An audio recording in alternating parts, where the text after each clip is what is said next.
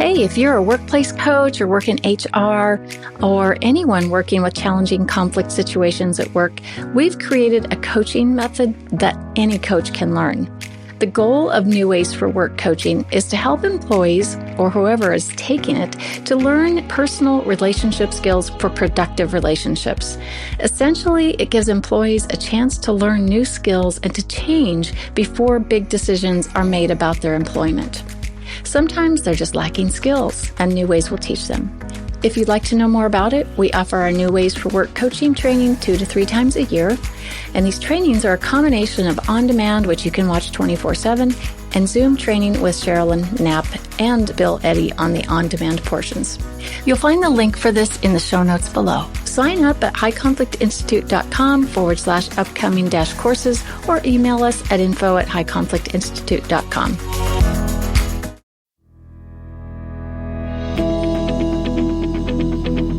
Welcome to It's All Your Fault on True Story FM, the one and only podcast dedicated to helping you with the most challenging human interactions, those involving high conflict people.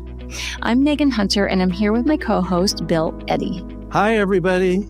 We're the co-founders of the High Conflict Institute, where we focus on training, consulting, coaching, and educational programs and methods, all to do with high conflict. Today, we are really excited because we are joined by a guest. So all of you listeners that, it's very rare that we have a guest. So we're super excited when we have someone on with us. And I know it'll be a special time. We're joined by Dr. Wendy Bourg from Oregon. And we're going to be talking with her about a very important and serious topic: child sex abuse allegations in family court.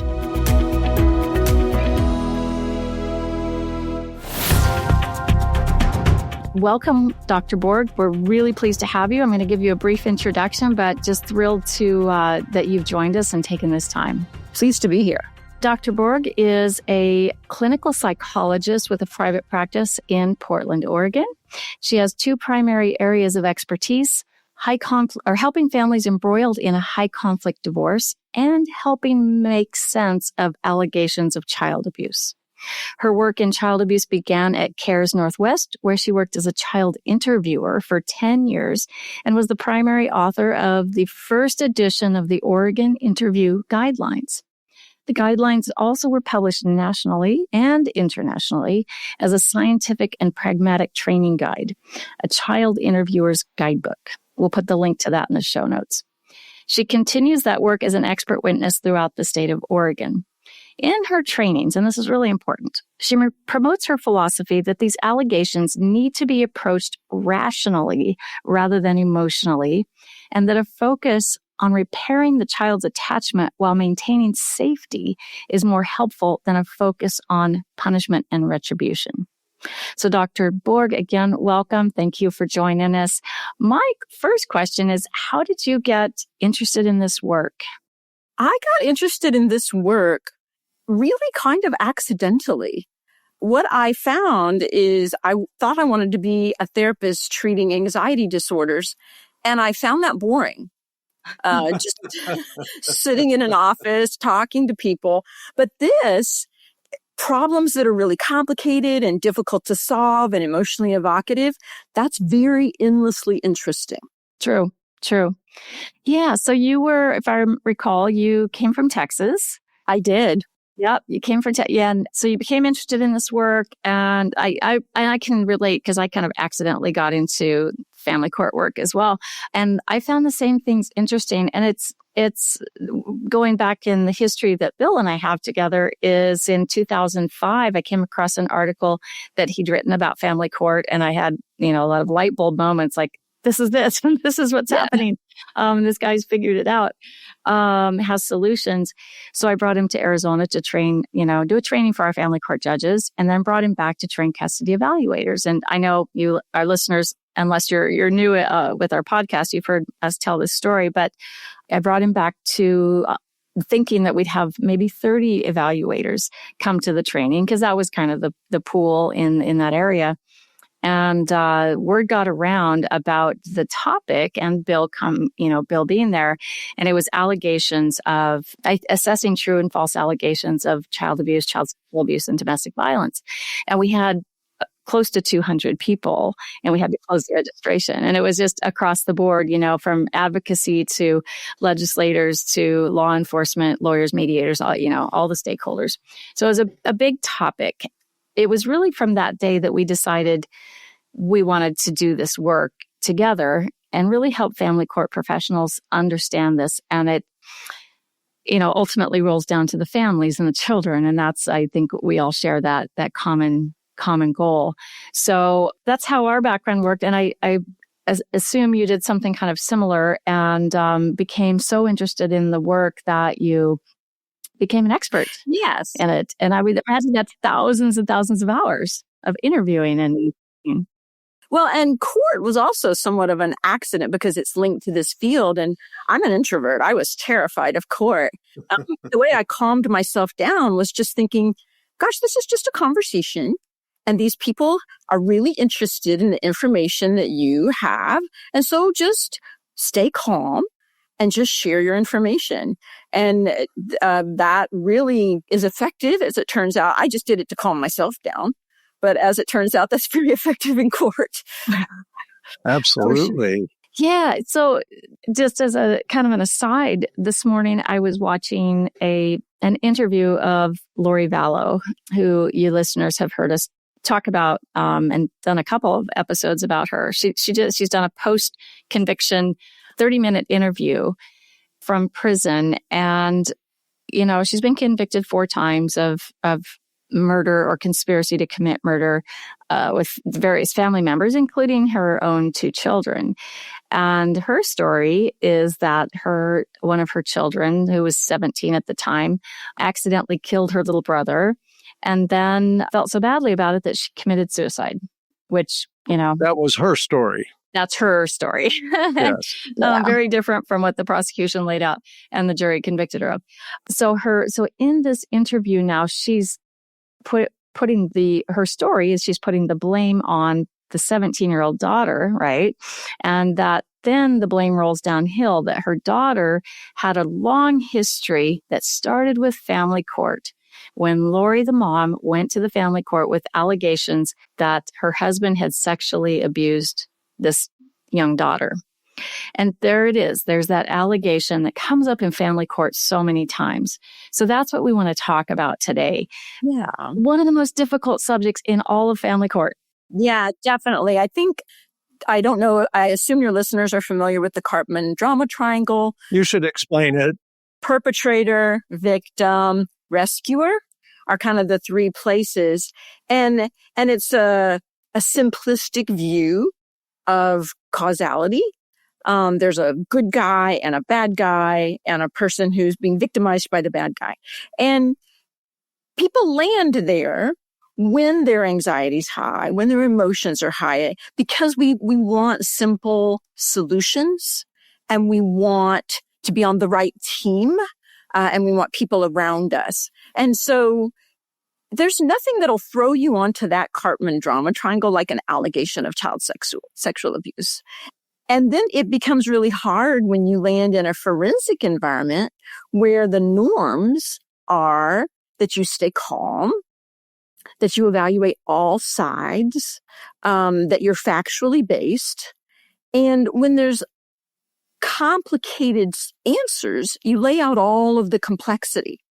And so there's a mismatch between these concerns of child sexual abuse and where people go emotionally, just naturally, and then what the forensic environment, family court, child dependency court, criminal court, what it demands of people who land in that environment. And so then you end up with a Karpman drama triangle aimed at the practitioners often. Everyone hates CHS and gets mad at family court practitioners. So I think that's just an important thing to realize about this context and the emotional intensity for everyone involved. Well, and I want to mention here, my experience is that there aren't many cases of child sexual abuse allegations. Therefore, everyone freaks out when there is one. And I know, because I get to work and teach judges a lot, this is probably the worst thing for them because the last thing they want is their name and face in the paper for not protecting a child from being sexually abused by their parent. Yes. And so the judges, in many ways, panic. The lawyers are outraged. Either this is absolutely true and why can't you see that? Or this is absolutely false and why can't you see that? And family members line up on both sides. Yep. So you have two opposing teams that become armies of professionals who often line up on one side or the other. But let me start with just saying, how common are these? Because I became a family lawyer in 1992 after having been a therapist for 12 years. And 1990s was when this all really blew up. And I got cases, but I also read research that said we're looking at about 2% of divorce cases having allegations of child sexual abuse. Yeah. And the research on that says about half are true, about a third are false, and what's left? A sixth? Whatever's left Unable to determine. Exactly. Yeah. So how prevalent is this? And then let's talk about what happens. Because it's not as common, people are so uninformed what happens. I think you're right about the tribal warfare aspect that gets going on this. And the fact that it's rare leaves us both unprepared emotionally for it, kind of shocking, because it's not something that you contend with on a regular basis. And again, the importance of it.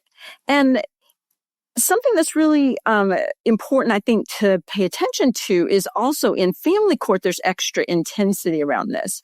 So in the 90s, which is when our guidelines were written in Oregon, and since then there are now national and international guidelines. The book, Tell Me What Happened by Michael Lamb, is now kind of the leading guide. And again, I would say definitely supersedes the Oregon guide we had.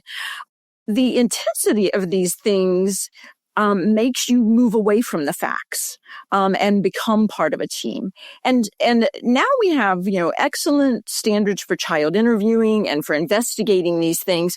But what happens in family court is the clear cases get resolved by DHS, by the child welfare system, and by the criminal court system.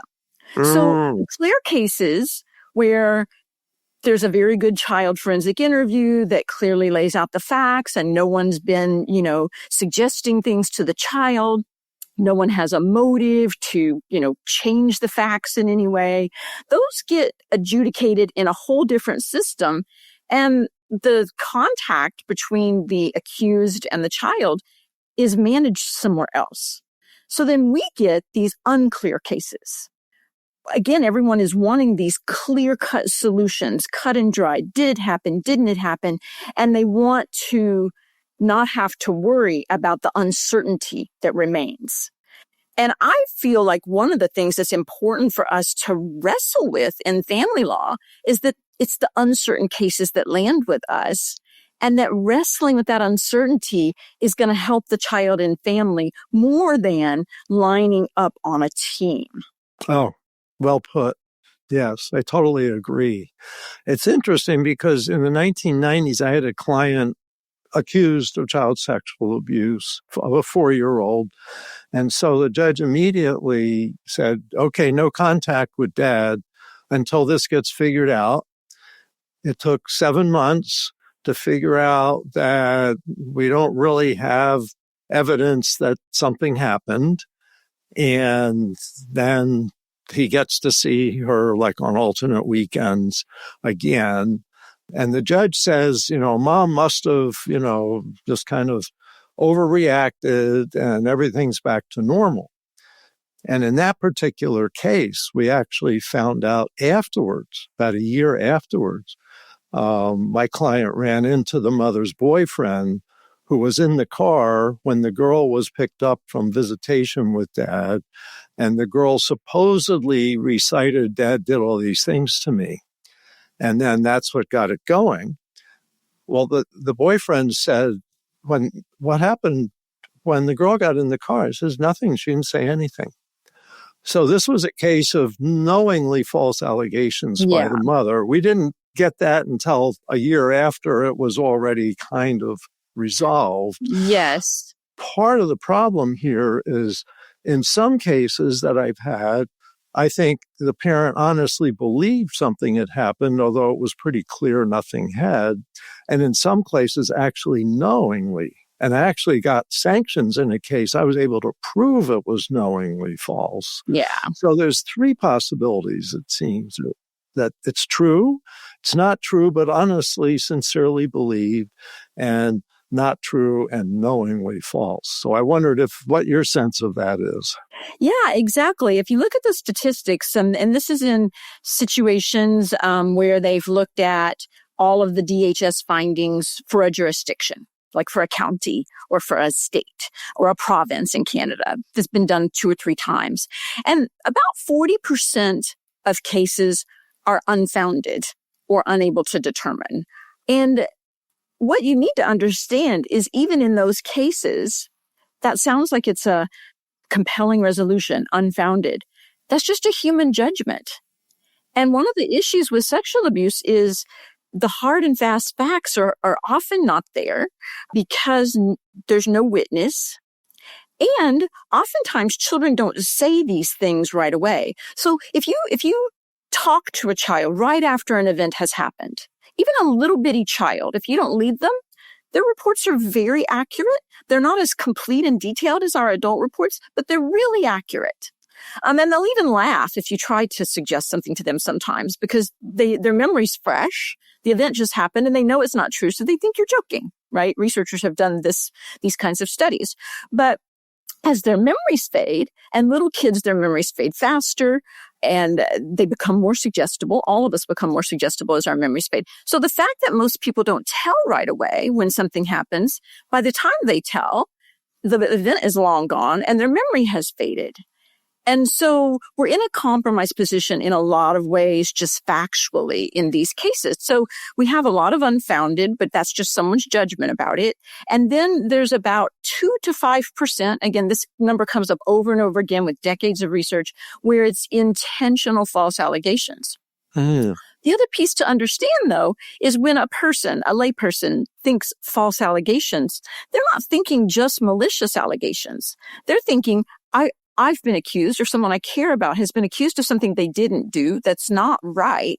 And so they're often throwing the unfounded in with the maliciously false and calling all of those false allegations. And so when you look at the statistics of malicious false allegations in divorces, it's like 10 to 15%. So it's like 2 to 3 times what it is in just a regular sample.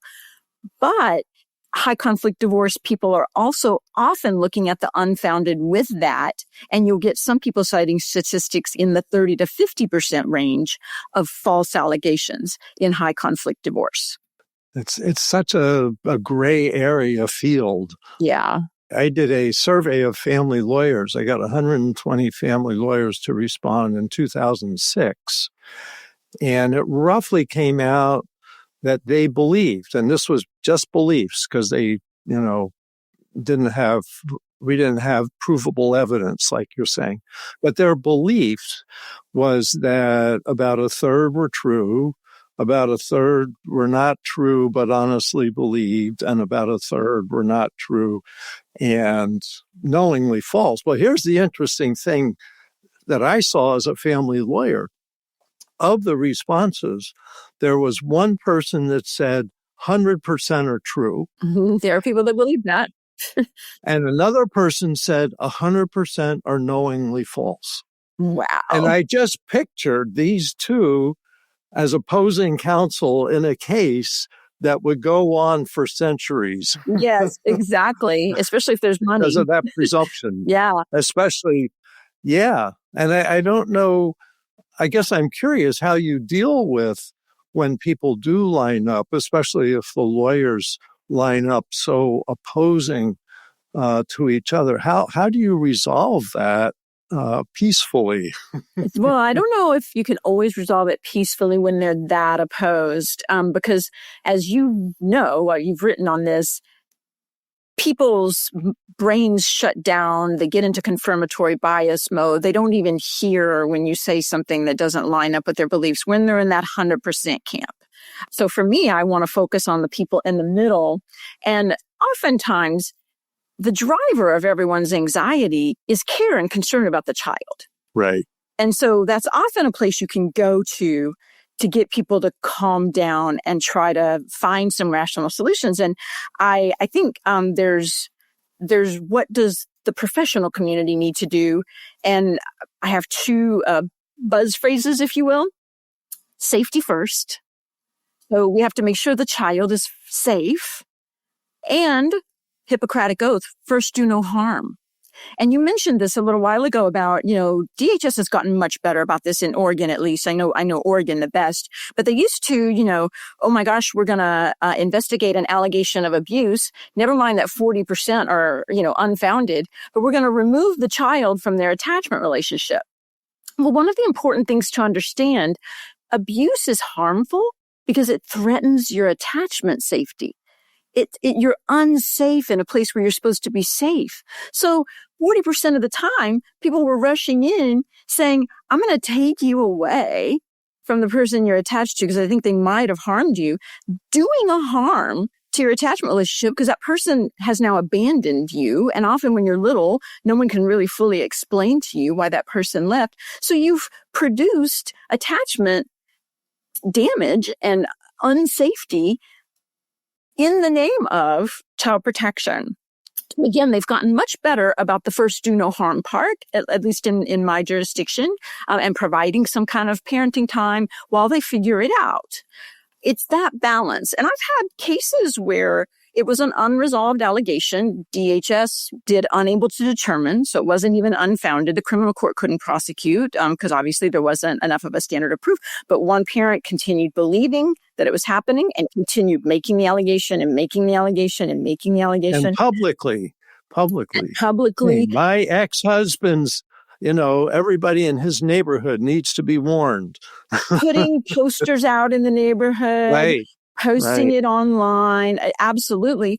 And there was never any evidence. And I'm now talking about a subset because malicious ones where it's malicious, that's a different solution. But ones where it really remains unresolved, I've been able to sit down with both parents and just say to the dad, I know your rights are that you should be free from all this. That's your rights.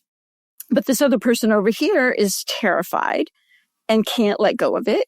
And that's understandable too, because there's not a definitive answer. And how would you like to send your child to a place that you think is unsafe and to have to do that over and over and over again? So I've had parents record themselves, just, put cameras all over their houses and make sure that every move with the child is recorded and they have someone with them. And then they can parent in a reasonably normal way without any doubt. So there's solutions, when you just kind of can sit down to, we need to balance that the child needs to be safe and we need to prove that the child's safe, and balance that the child needs their attachment with both parents if no harm is occurring in that relationship. And what are the ways that we can meet both of these goals and get into problem solving about it instead of fighting camps, which actually really is just another layer of harm to the child. Right. And I like to use the term tribal warfare. Yeah. Because this is probably the most tribal warfare issue that there is. So it's not uncommon that the courts say no contact while we try to figure this out. What is the best solution if it's gray area? Do you have supervised contact? I've often recommended better to have supervised contact than no contact. Yes. The child is safe because there's a supervisor and that attachment isn't destroyed. Exactly. Yes. Supervised contact is often a solution. It can be super expensive. So again, if it's unresolved for a very long period of time, sometimes there's a family member that both people, at least reasonably trust. And you can have a non-professional kind of supervision so that the parent can have real parenting time, like some overnight parenting time, et cetera. Yeah. Has it increased since the 1990s? Because my experience was big deal in the 1990s. A lot of public cases, I'm in San Diego. There was a couple horrible cases that were false that cost the county of San Diego a few $1 million for mishandling it. A guy was in prison for a year who clearly did not kill elephants in the Sunday school classroom and torture. There was no blood on the rug, and they investigated it thoroughly.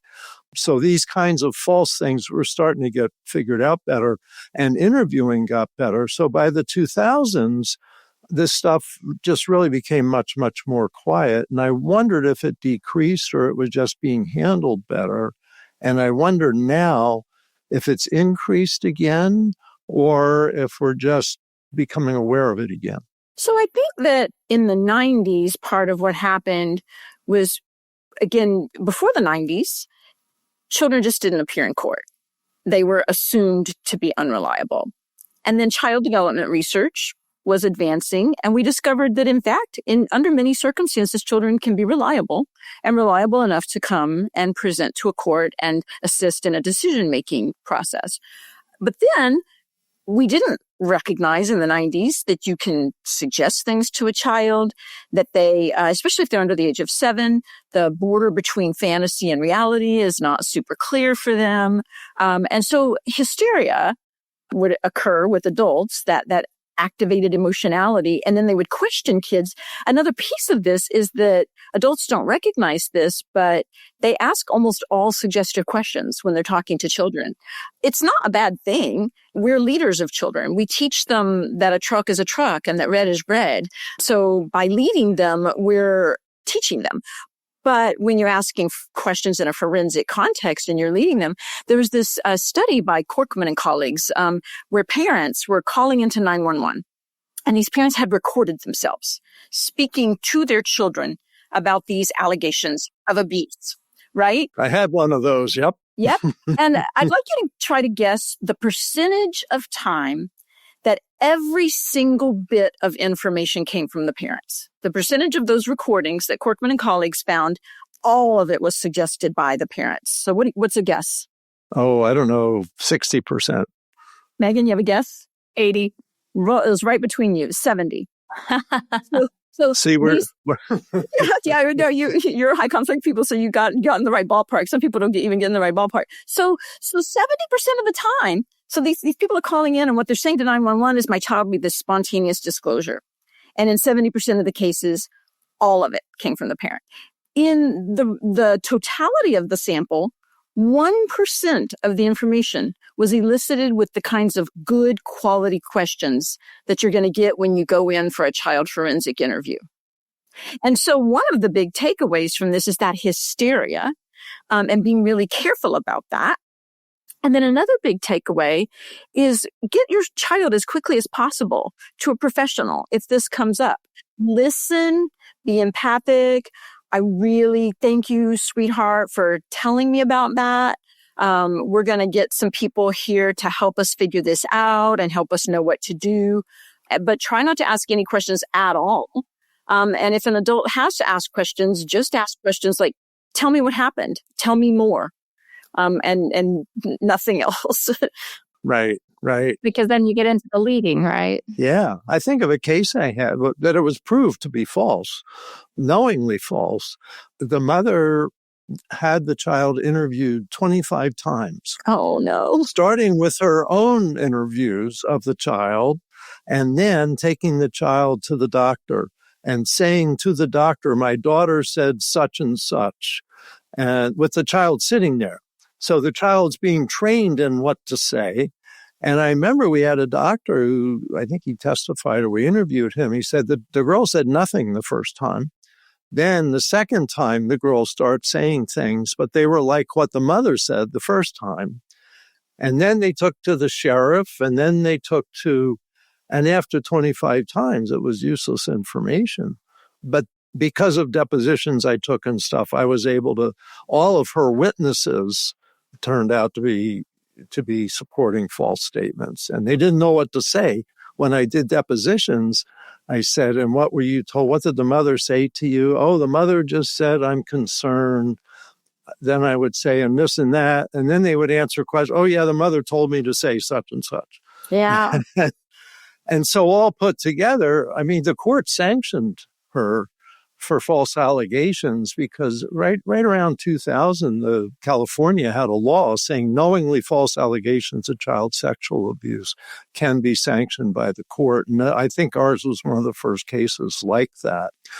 But it did seem to calm down. So do you think the percent of cases is higher, or you think it's about the same? I think we're handling it better, and I think we have cycles of hysteria. Can I come back to the cycles of hysteria, though? There's one thing you said that I really think is really important about that, the laws and sanctions, and when you can tell that it's a malicious allegation doing something, because that is a child protection issue as well. So from the adult literature, from the 1980s, when a book called A Courage to Heal came out, and a lot of therapists were using that book, not realizing that you can be suggestible with adults as well. And some adults had suggested into their minds that they had been sexually abused as children. It's important to understand that all of our reality comes from two sources. It comes from our direct experiences, definitely, but it also comes from our social constructions of our direct experiences. And our social constructions have to do with what groups do we bond with? Like, are we Democrat or Republican? Are we conservative? Are we liberal? Are we, people of faith or not? Those things matter in terms of the meaning that we make out of events. Little kids, again, especially under the age of 7, they're deriving all of that from us. We're giving the social construction to them as adults. And so if we tell a child they've been sexually abused, they're likely to come to believe that they were sexually abused. And the trauma of not being safe in a place where you should be safe happens to them, because what causes the trauma is not being safe, not being able to find a safe space, and not being safe where you're supposed to be safe. Wow. And so when you cause a person to falsely believe that they were sexually abused, you are traumatizing them. And so that's what happened. There were therapists that were sued in the 80s because they planted false memories of abuse in their clients' minds.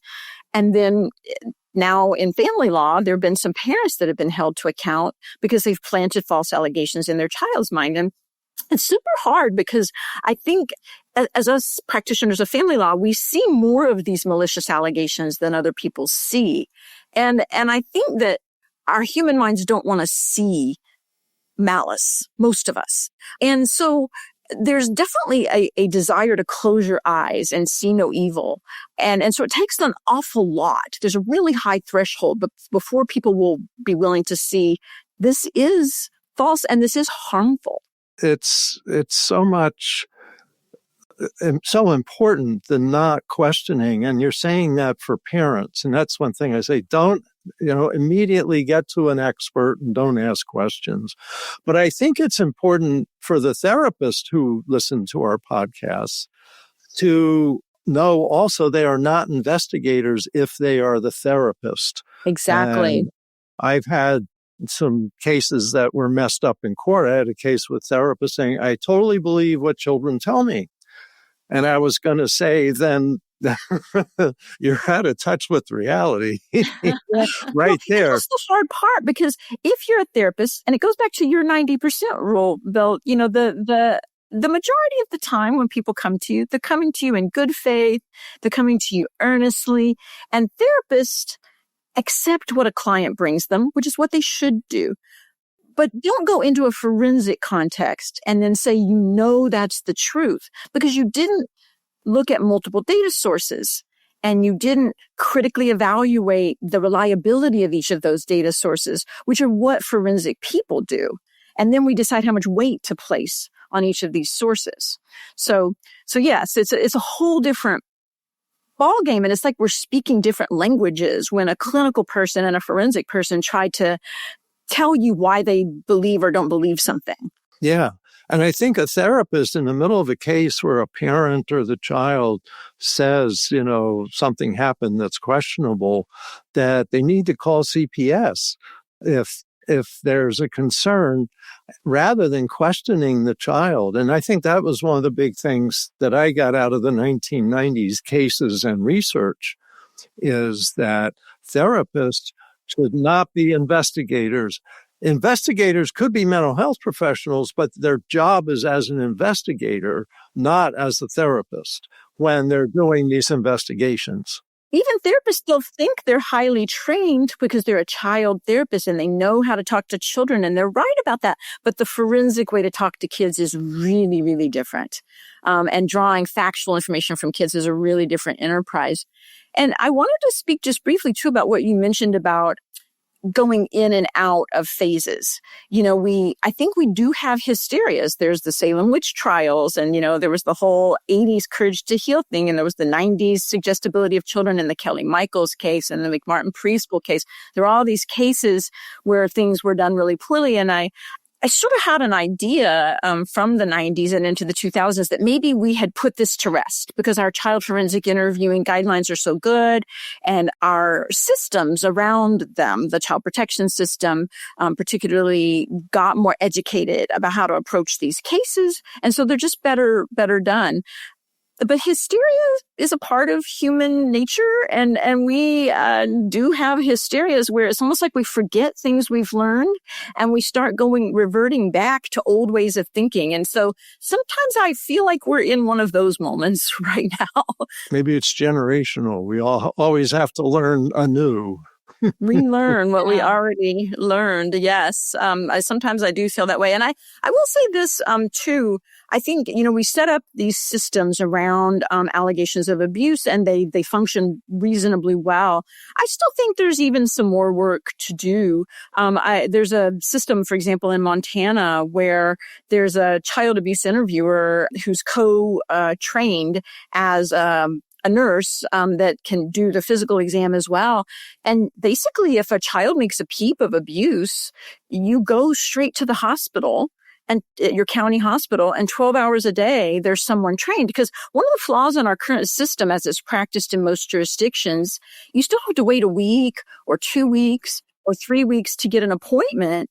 And ideally, just like with the rape kids, the child makes a peep of abuse and you realize evidence is starting to degrade and is open to contamination. Get that child straight to someone waiting in a county hospital who's a skillful, and then make a public education campaign around it, just like we did with women in rape. Go straight to the hospital. There's trained people who will help you. So that's fascinating. Yeah, thanks for sharing that. I have a question about a parent who honestly believes, like fiercely honestly believes something's happened to their child. There's a forensic interview, investigation's been done, and there's just no evidence to support it. Have you ever seen a parent come around to accepting that as reality? Yeah, I've got some parents on my caseload that has occurred. I don't know that I would say they fully accepted. It's sort of, these were people where harsh judgments came. They lost custody. They still had parenting time, but they lost custody. And a lot of rules were placed around their ability to seek medical care. And the best I have seen is they will be able to say, I'm not sure it really happened. But I do know it hasn't happened since then because my child has been okay. And that's often when the child's older and they know the child could speak up. And so sometimes they'll think, well, maybe he did it, but he stopped. So it's really hard to let go once you come to a belief like that. But I've seen some resolution of situations like that. Again, when safety guardrails are put into place, and when time has passed and the child has apparently remained safe and healthy and strong. Yeah. Okay. I want to ask a quick question and then let Megan have a chance to speak because That's all right. haven't given you much chance. You said, I'm just curious about statistics. You said 40% were unfounded, 2 to 5% were knowingly false, and in divorce cases, 10 to 15% knowingly false. What's the true? In other words, we're talking a lot about the confusing cases and the false cases. There are true cases. Is there a sense of what the percent of true cases is where there's an investigation, where someone reports this and says, we need to figure this out and it's true? Any sense of that?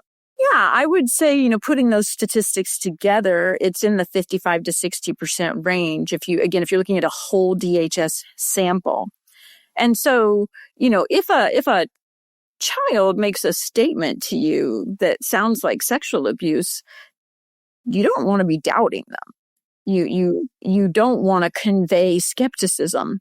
You want to just get them to a professional so you don't mess it up by the way that you talk to them. And part of what I want to convey too, though, is all of this is judgments because we're not there. We don't have a recording. And so one of the challenging pieces about this is we may argue about these statistics forever because there's not compelling 100% smoking gun kind of evidence in most cases. Sometimes there is, but most often there isn't. And so, I want to speak to that reluctance to see malice. I've had people say to me, there's no way children would know to make a false allegation. There's no way that a child could think this way. And there's actually, you can look this up online. There's a video, a song called Get a New Daddy. Ooh. Wow. And it is a kind of catchy rap song, and there's kids about ages 8 to 10 dancing around the guy who's singing. It was a parody show called The Whitest Kids You Know that was like, I think 10 years ago or so. But he's singing about get a new daddy and just tells you two ways to make a false allegation. Shows a child pointing to private parts on a teddy bear, speaking to what probably is a caseworker.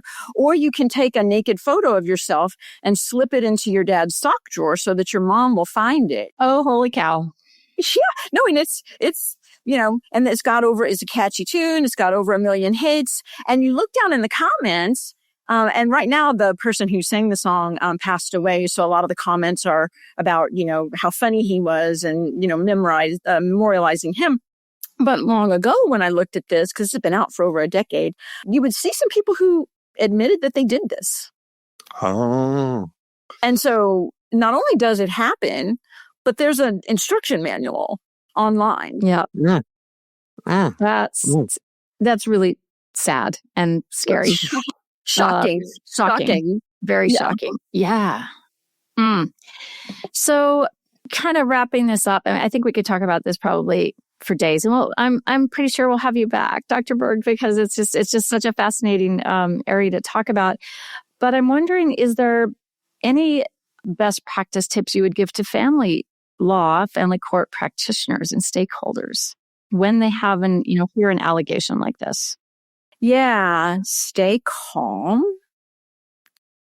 Figure out who can gather the best information and have a problem-solving attitude toward it. And then finally, mixed in with the problem-solving attitude, realize you may be in a situation that's unclear, that at the end of the day, when DHS exits stage left and no one's going to criminally prosecute, there you sit with a family where one person believes they're sending their baby, their precious child, into the arms of an offender, and one person who thinks they've been accused of the most heinous, awful thing. Like, there's nothing meaner than to accuse someone of that. And so there you sit in this intense situation. You can problem solve that. You can focus on child safety and first do no harm and merge those perspectives into a solution for this family if you try. So I think the bottom line of that is accept the uncertainty. Accept that you don't know some of the time. And that's okay. You can still problem solve not knowing in a manner that is good for the child, which is the bottom line and the main point.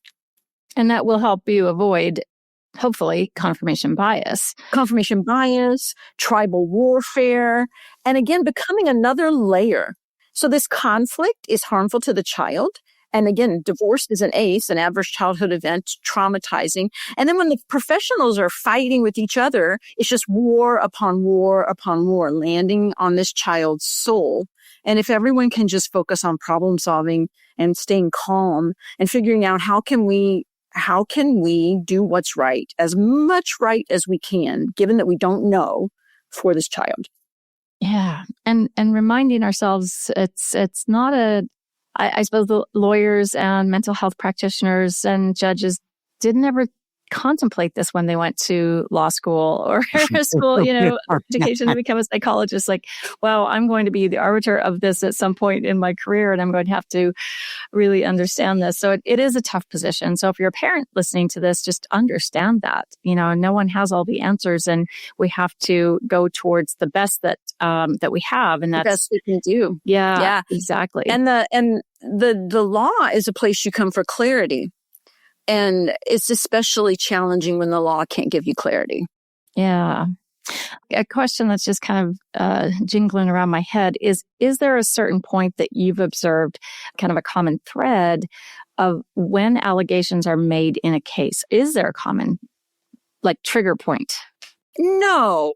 I think that, again, that's where people's biases, you will sometimes see an allegation come up that causes the divorce. Sometimes you'll see an allegation come up after the divorce, and it might be because the child finally feels safe. Or it might be because a malicious parent isn't getting what they want in court, and this is the trump card. This is the ace. You the case go your way if you want to make one of these statements. And so I think these allegations can come up at any time. They can also come up way down the line in a divorce case where there's research on people who offend children, and they're not one group. There's pedophiles, and that's we think of the big, evil, bad pedophile. But there are people who will just lose boundaries in a moment of emotional weakness. Sometimes you'll see that. They're alone with the child. They're sad and upset and disconnected, and they do something really wrong and really out of character. So sometimes that is the scenario. There's various scenarios that can come up. No one hard straight line path to it. Yeah. Bill, any last questions? No, I think that covers it. I think what's important is we talked about what parents need to know, what therapists need to know, what lawyers need to know. I don't know if there's any comments on what judges need to know. If you have any thoughts on that, since we often speak to judges. No, I think what I said already, just trying to stay calm and rational. And again, trying to problem solve on behalf of the child, that this is not forgetting there's a kid down there. And it's really about where do we go from here, it sounds like. Yeah. Especially when it can't be figured out. Exactly. Those are the hard ones. When it's figured out, there's a whole system. There's a criminal law system. There's a DHS system. And again, they're functioning reasonably well, not perfectly, but reasonably well. It's really hard in family law because those uncertain cases come our way. And it sounds like you're saying the certain cases don't even make it to family court as an argument. Many times.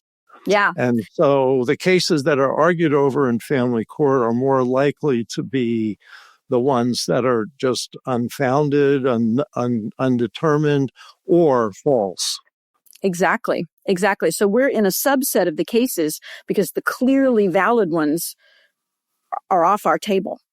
They're taken care of. I'll just mention I had 2 cases like that where the police were involved. They got a recording of the guy admitting what he did. And, the guy went to prison for 90 days or something like that. Then he came back and sued for custody. Fortunately, he didn't get it. But, when the police are involved and there's evidence, it's really, you're right, that doesn't get argued about in family court. Yeah, and those cases will sometimes come to our attention when they arise in the post-divorce context. So it's not like we never see a clear case. Like you just mentioned, you've seen some clear cases, but they're usually ones that arise later. And even then they get passed off to this other system that is well set up to manage. Yeah. One last thing I want to say is the possibility that dad is not molesting or sexually abusing the child, but that somebody else is. Yes. And I've had some cases like that. New boyfriend. And one was a guy at a park. Anyway, so that's important to know so that you don't rule out hey, there may be actual abuse going, even though it's not dad. That's in San Diego in the 1990s, the county of San Diego, everybody assumed dad did it. And it turned out it was somebody from the park who got arrested, and his DNA is what matched the case, and that it wasn't dad. And they almost adopted the child out because mom supported dad and said he didn't do anything. Yeah. And so anyway, that was 30 years ago. That is an especially hard position. Yes. if you don't know and you love your partner and you don't want to break up your whole family, but boy, people get in that Karpman drama triangle and you become part of the perpetration system if you're not going to believe right away. And again, I think that the response to that's getting better, but it used to be a very bias-driven, automatic, you're a bad guy too. If you dare to think, I'm not sure about this. Yeah. Well, it's a very complicated area. And, we're grateful for the work that you do, on behalf of the families in Oregon and all the people who have read your book and heard your trainings. And we're so grateful that you've, dedicated so much of your whole life to this and really helping everyone involved with these really challenging cases. So thank you for that. And thank you for joining us today. And listeners, thank you for, as always, listening in. I know it's a little bit different topic than we typically will talk about, but it's a very important topic. And so we're grateful to all of you.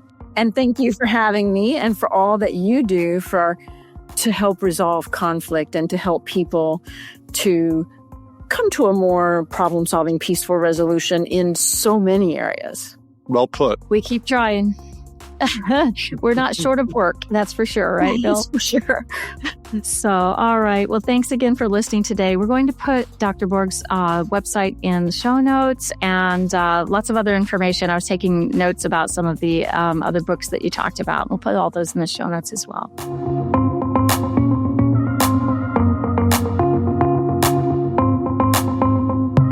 Give us a like wherever you're listening to this and leave us a review if you could. If you have questions, send them to podcast@highconflictinstitute.com or on highconflictinstitute.com/podcast.